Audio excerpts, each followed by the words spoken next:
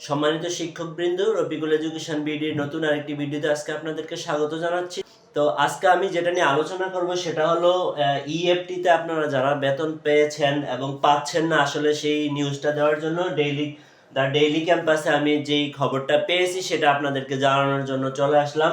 তো এখানে ইএফটিতে পঞ্চম ধাপে বেতন পাবেন কতজন সেটা মাউসি জানালো, এবং চতুর্থ ধাপে কারা বেতন পাবেন সেটাও আমি আপনাদেরকে আজকে জানানোর চেষ্টা করব। তো প্রিয় শিক্ষকবৃন্দ, আপনারা যদি আমার চ্যানেলে নতুন হয়ে থাকেন তাহলে এরকম গুরুত্বপূর্ণ ভিডিওর আপডেট পেতে চ্যানেলটি সাবস্ক্রাইব করে রাখবেন, আর ভালো লাগলে লাইক কমেন্ট করবেন।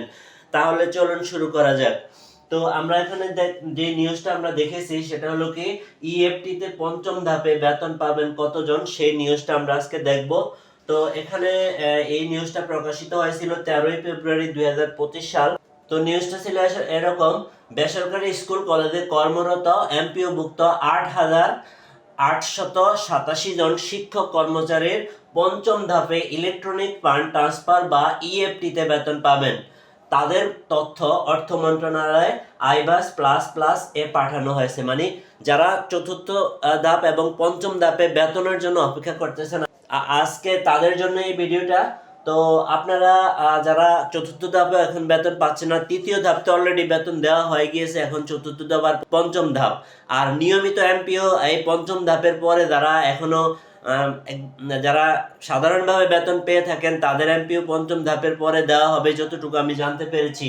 তো এখানে বুধবার মাধ্যমিক ও উচ্চ শিক্ষা অধিদপ্তর মাউসি উপপরিচালক মোহাম্মদ শাহজাহান স্বাক্ষরিত এক বিজ্ঞপ্তিতে এ তথ্য জানানো হয়। তাহলে আমরা আরেকটু বিস্তারিত জানার চেষ্টা করব। এর আগে 1,79,907 জন শিক্ষক কর্মচারী ডিসেম্বর 2024 মাসের এমপিও এর অর্থ ইতিমধ্যে প্রথম লটে, যারা আমিও একজন শিক্ষক, আমিও প্রথম লটে পেয়েছিলাম।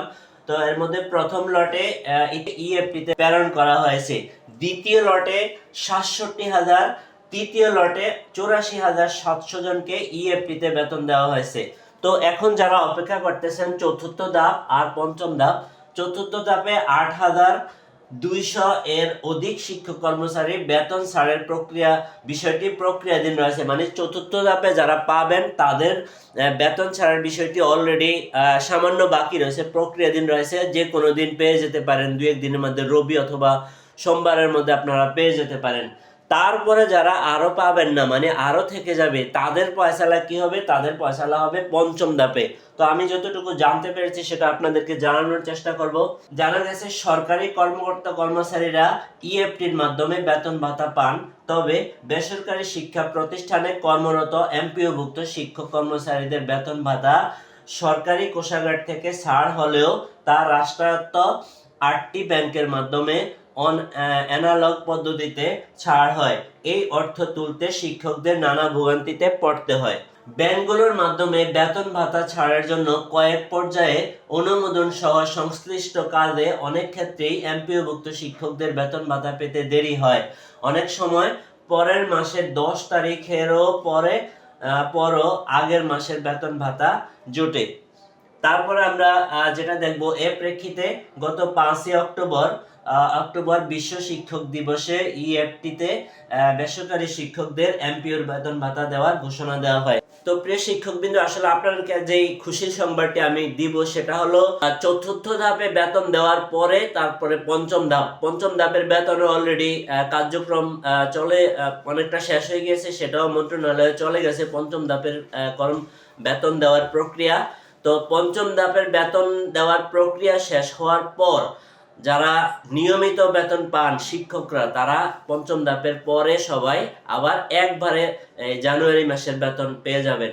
তো জানুয়ারি মাসের বেতন আমি যতটুকু জানতে পেরেছি দৈনিক শিক্ষা এবং ডেইলি ক্যাম্পাস থেকে, যে ফেব্রুয়ারি মাসের শেষ সপ্তাহে নিয়মিত যে এমপিও, জানুয়ারি মাসের এমপিও সেটা দেওয়া হবে, যেটা জানানো হয়েছে।